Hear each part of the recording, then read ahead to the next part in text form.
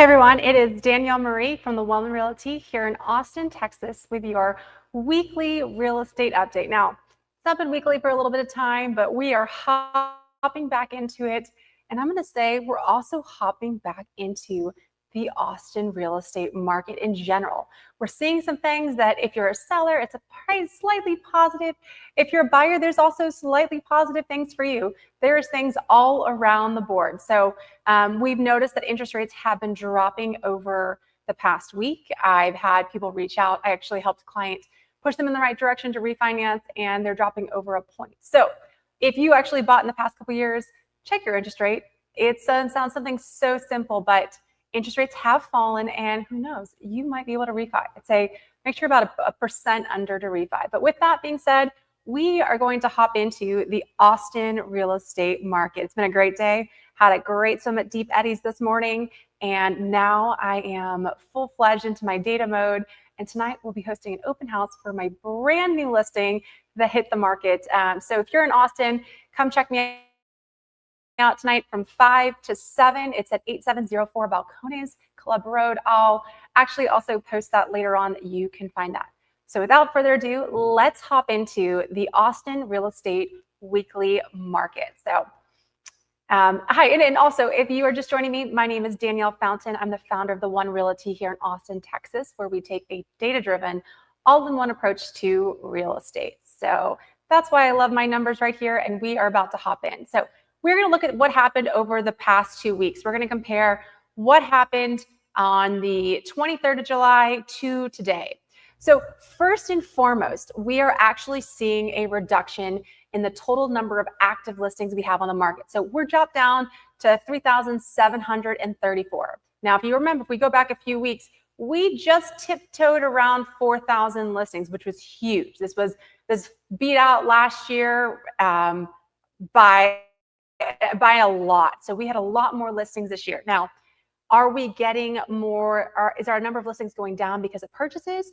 Or is our number of listings going down because people are withdrawing them, they're holding them?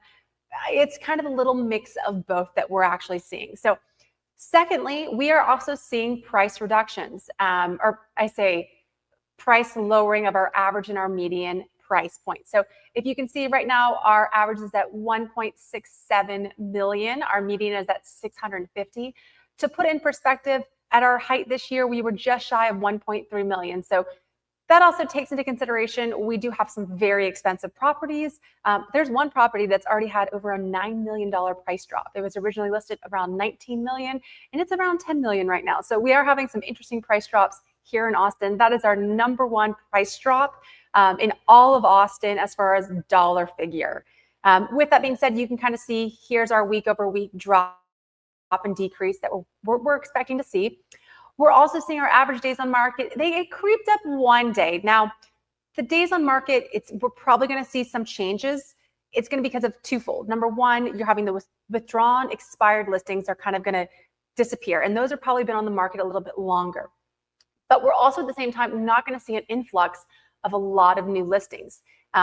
New listings tend to slow down, especially when we get back into after the summer months and we start getting into that school year timeframe. We're going to see a decrease in the number of active listings that come on. So not surprised by either of this. What I was surprised to see, and now this also goes back to a decrease in listings being withdrawn, being expired, is that this is the first week that our total number of listings with the price reduction actually decreased. So we went down to 59.69, and a lot of people are like, well, that's still a ton. It is a ton, but you can see it's almost a % difference than where we were on the 23rd of July. So I'm going to pay attention to this because typically we start seeing an increase in price reduction. So could this be a fluke that we saw? The other part of this is that we also have buyers coming out looking for deals. And so as the houses sit longer, I've noticed an increase in buyers coming to market, and maybe they're going after those houses that have been sitting longer and they're taking them off the market. So you're going to kind of see two different things going on. I'm curious to see, is this % of listings with the price reductions, are we going to continue to decrease it because buyers are coming to market to take those houses, or they're being withdrawn? Kind of twofold. Now, for our new listings over the past 7 days, we had 270. You can see it's a slight decrease week over week, but if we look back and we go back to the summer months, we were in the high 300s week over week. So we're kind of dropping down as expected. We are dropping down every week as far as the number of new listings. Now, with the number of new listings that hit the market, 58 of them were actually relisted listings. So they could have been listings that were withdrawn. They could have been listings that were pending, that were on hold. Anytime a listing comes back onto market and it was previously, and let's say it was expired, or let's say that the seller withdrew it and listed it with another agent. If it's not been over 90 days, it's going to pop up and your counter, like so their days on market, is still going to be higher. So if you are taking your listing off the market, the best thing you could do is at least give yourself 90 days for that market to reset. Now, where does that put us as far as time of year? That's a whole different conversation, but it's about strategically listing your house based on the demand in that area. Next thing we're seeing for these new listings, and I'm not surprised. So our average price point, it went up 90,000, but that's just because we're talking weekly data. And so that can really shift if you have a really expensive listing or you have a week of really lower listings, that's going to change. Really, the key is hitting the median. And so the median did drop down. It's 607. So we're seeing listings maybe a little bit more affordable. I say affordable, and I don't mean affordable. I mean lower in price, because I know if you're watching this, there's a lot of people that would say a $600,000 house is not affordable, but it's just a data point that we're going to talk about. Next, we're going to look at this is kind of where I'm saying, what is changing? What are the weekly trends as far as the total number of active listings? So if you look right here, the number of listings that were put on hold, you see 54, there was 117 withdrawn and 113 that were expired. So 284 listings were taken off the market. Also could be why we saw that price drop. What I also want to point out to you, especially if you have a listing that's on the market, you're going to see the median days on market for put on hold was at 63. Median days for withdrawn is 96. And for expired is 96. So that probably means people are doing like 3 or 4 month listing agreements. But what you need to keep in consideration, and now this is macro, you need to dive into the micro. So I'm giving you the macro. You have to dive into the micro for what is that micro market around your listing. But here, what you're going to look right here is you're seeing the average days on market is 84 and 64. So if those are the average and median days on the market, and you're pulling your house off and it's 63 days, well, that's telling you that kind of where we are in the market right now, it's normal. So you might want to keep your house out there a little bit longer. And sometimes it's not always price. Sometimes it's about buyers not in the area. And I can say that because I had a buyer, we're under contract now, but we went and made offers last week and we lost to a multiple offer after our house was on the market for 118 days. 118 days and had multiple offers, 2 offers on the same day.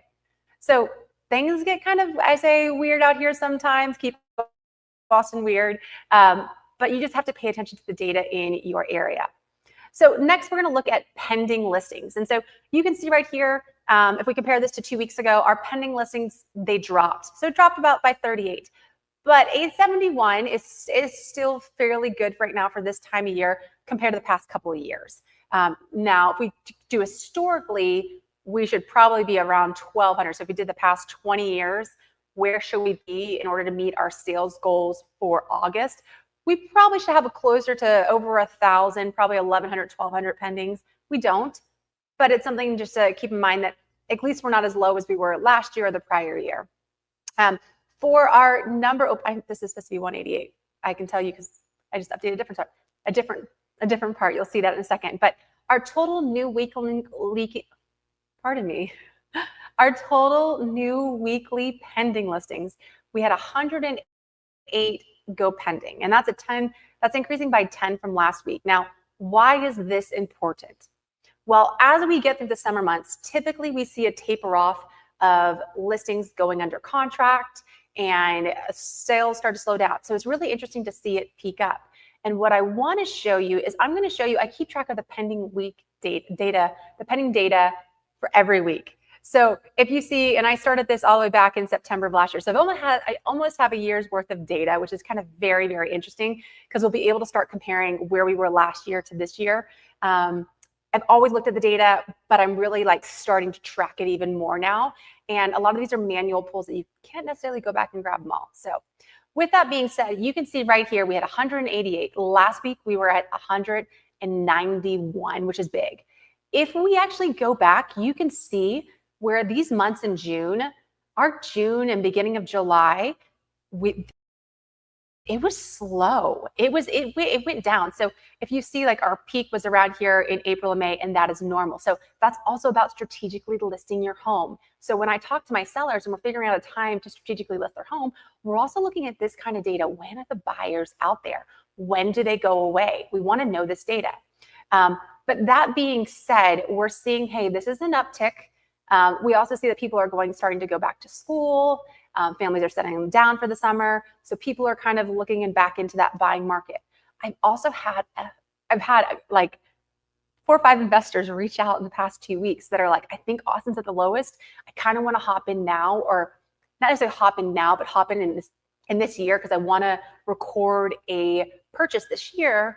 But at the same time, it's also where I think the market's going. So very, very interesting to kind of see that from investors. That's kind of like a leading indicators when I start seeing like the investors come back around. With that being said, we are also going to look at like, where's the price point? So if you've just joined us now, my name is Danielle Fountain. I'm the founder of the One Realty here in Austin, Texas. We take a data-driven, all-in-one approach to real estate. If you are watching, do me a favor, share this. If you're on X, share this so people can see this, and also subscribe if you're on YouTube and watching this. It helps you find me later on, and it also helps other people find me. And that for this data that I'm giving you, that would be an amazing thing for you to help push it out. I don't run my business by ads or Zillow leads. Everything I do is by word of mouth and referral, which I love. So with that being said, average price point for pendings, you can see this actually popped up. So our average price point went to $855,000. Our median is $659,000. And so if you look right here, our median price for what's pending is actually higher than our median list price, which is very interesting right there. So we're seeing these kind of go up a little bit. So maybe not as many first-time home buyers or people have sold their house, they've tapped into their equity. We're starting to see that. We're also seeing days on market. Average kind of stayed the same. So it's looking like buyers are kind of coming in around the 2-month mark of a listing being live. You can see it's a little over a month and a half. Go back to that listing. It was on the market that we lost in multiple offer. It was on the market for 118 days. So we're talking almost 4 months. So listings can get multiple offers later on. And there wasn't a huge price cut recently, interesting enough. We are seeing our number of listings with a price reduction did increase as far as what is pending. That's probably indicative of when we go back up top and we talked about listings with a price reduction. This was the first week that we saw it go down. Well, it's probably because some of these listings right here, the number of listings with a price reduction went from active and they were either withdrawn, put on hold, but then also pending. And that's why our pending, we went up by 4.32% as far as the number of pendings with a price reduction. Next thing we're going to look at is we are going to look at what has closed. So real quick, before I head to that, with this pending data that we talk about, I always talk about leading indicators, leading and lagging indicators. If you are looking at sales data and you are looking, hey, what has sold? You are looking at a lagging indicator. That is already gone and done with. So even when I'm talking to my clients and we're putting offers on houses or we're listing our house, yes, we're looking at sold data, but we're also looking at pending, because pending is really going to be your leading indicator. What is coming? What are buyers doing? That's going to tell us what's happening in the sold market. So when I'm looking at that pending data and how long it's taking to go pending, that's going to give me an idea of what my sold data might look like. So if you see right here, our pending days on market, 64 and 47, and I'm going to pull this figure so you can see them both at the same time. What you are seeing right here, so 64 and 47 for your days on market, you're seeing right here, our average days on market is 49 and 34. We can expect these days for our 30 days to go up. We're going to see that going up. So keep that in mind. Now, for the past 30 days, we've seen 722 houses go close out. So, and that's, for this time of year, we'd probably like to see it a little bit higher. We increased by 20. Not a major dramatic increase. We're probably not going to see a major dramatic increase because our pending listings is only at 871. The only way we're going to see this is if all of a sudden we see a ton of cash buyers coming to market and they're going pending quickly and turning them quickly. The other thing we're looking at is our average sales data. So our average sales data, we're selling at 832, which you can see is below this price. And then our median is at 635, once again, also below our pending price. Where this is going to be indicative of why we're going to see this lower than this. So why are we seeing our average and median lower than this? Well, it's this data right down here. So looking at close price to list price, and we're going to look at close price to list price, which is the currently listed, and close price to original list price. And that's going to kind of tell us what is changing in the market. And what you're going to see right here is we're going to see sellers are willing to make a deal. So this is my good news for my buyers. My sellers up top, the fact that inventory was dropping down, that's good news for you. My buyers, what's good news for you is that sellers are willing to make a deal. So you're seeing this right here. Our close price to list price, the average and median, we're right around that 96.5, 97%. And then if we look close price to original list price, we're right around that, I say 93, 94%. The reason that this is important is especially when you start looking at making an offer on a house and you want to know what is in that micro area. What are similar houses selling for? How many days have they been on the market? Different things like that to help structure your offer. At the same time, it's also going to give you an idea as we head into the winter months that we're going to see the market slow down. And so you don't necessarily want to be ahead of these numbers. You kind of want to be a little bit further back because flat out, do I think that all of a sudden we're going to see dramatic increases in prices in Austin's market go up between now and December? Probably not, unless if we get interest rates below 6%, which no one's saying that we will right now. National Association of Realtors, there's a lot of different Fannie Mae, Freddie Mac. No one's saying that we're going to get below 6%. But if we were to get below 6%, that might start a different feeding frenzy that we're not expecting. So that's kind of my data of kind of where we are currently in the market. Now, talking about where we've been, I also want to give you a hope of, hey, how has this year been compared to last year? So I'm not going to show you August's numbers first. We're just going to look at July's numbers. And keep in mind that home sales still get closed out, even a month after the house is already closed because either the agent forgot, it was a builder, someone didn't update it. So we're going to look at where we were for July. So if we look at July's numbers, and so this is a big sheet of where I love to look at numbers too. So far to date, we've sold 726 homes in July. If we look at the historical average down here, you can see it's kind of abysmal. Our historical average was closer to around 1,200. If we look at where we closed last year we were at 719 homes closed in July. So we beat last year. Hey, March and April were rough. March and April, we hit 20-year lows, meaning in the past 20 years in March, in the past 20 years in April, we had the worst months this year. So we sold more houses in 2005, 2009, 2010 than we did in March. And then we did in April of this year. That's how bad it was.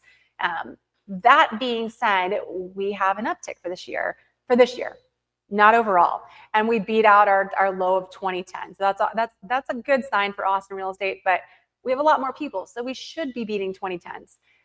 The other thing that you're going to see, our average sales price, we're pretty much dead on to last year.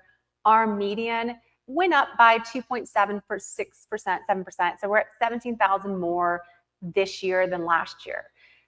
Now, here's where it also gets rougher. So we talked about that closed price to list price and the closed price to original list price, significantly about 1% under this year compared to where we were last year. So last year, even though we closed more homes this year, we were probably closing homes because people were making a deal. You can also see for square footage, this year you got 60 more square feet, which doesn't sound like a lot, but when you start nickeling and diming and seeing where it is, if seeing that you're getting more square footage can also be an indicator of you're getting a higher quality value of a house this year, maybe at the same price, where the average is the same. However, the house itself might be better this year. If we look at month over month, you're going to see, this is why we say we peaked out in June, both in the number of listings and by the number of houses sold. So you can see it was a pretty big drop off. So 11.57%. Granted, we also have the 4th of July holiday. It slows stuff down every year. Every month, the big holiday. So you have Thanksgiving, you've got all the holidays in Christmas, in December, Hanukkah, all of that's going to slow down that month. But that's interesting to see there.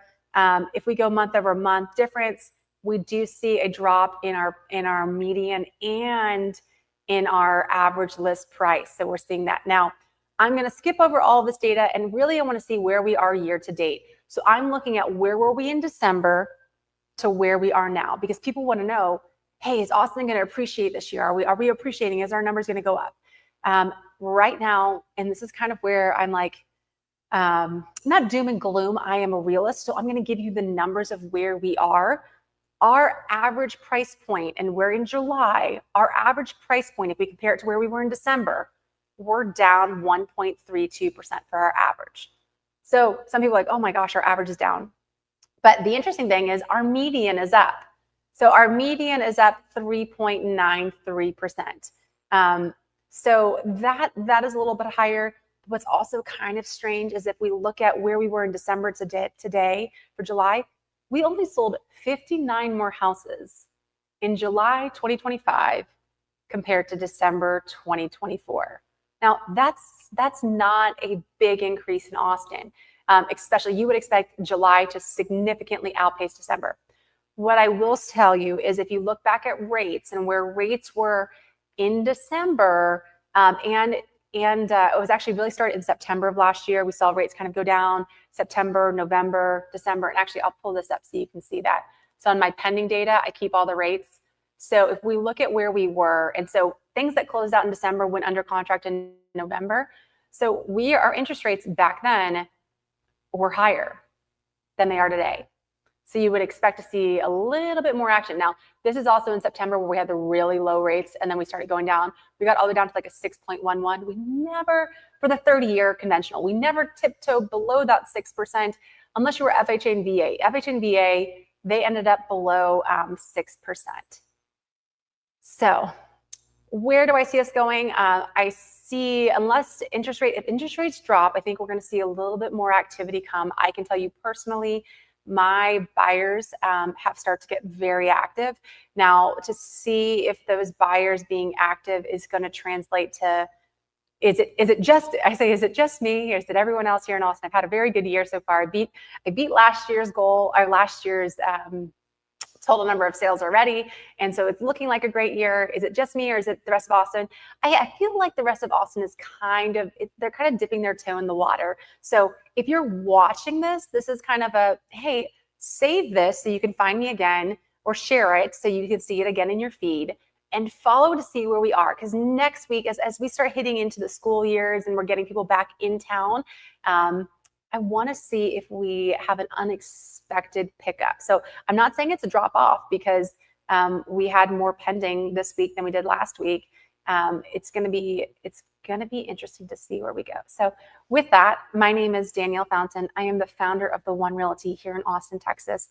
We take a data-driven all-in-one approach. And so when I say all-in-one approach, I mean this because I don't consider myself a real estate agent. I consider myself a real estate program manager.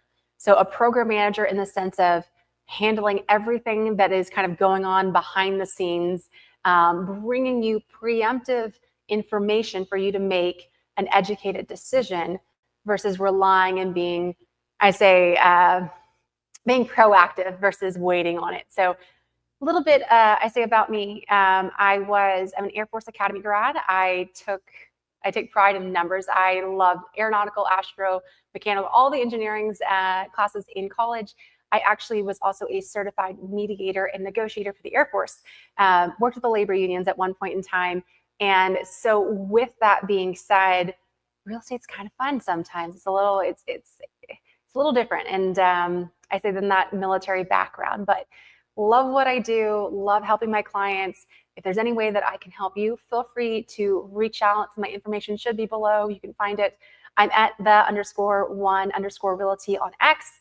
You can go to www.theonerealty.com. You can find me as Austin Real Estate, actually on YouTube. So I snagged that one. I have no clue how. But if you look up Danielle Fountain online, realtor in Austin, Texas, you should be able to find me. So with that, I'm Danielle Marie from the One Realty. I hope you have a wonderful day. And I will have an open house, 3 open houses this weekend for my brand new listing. It is absolutely gorgeous at 8704 Balcones Club Drive in Austin, Texas. With that, have a wonderful day.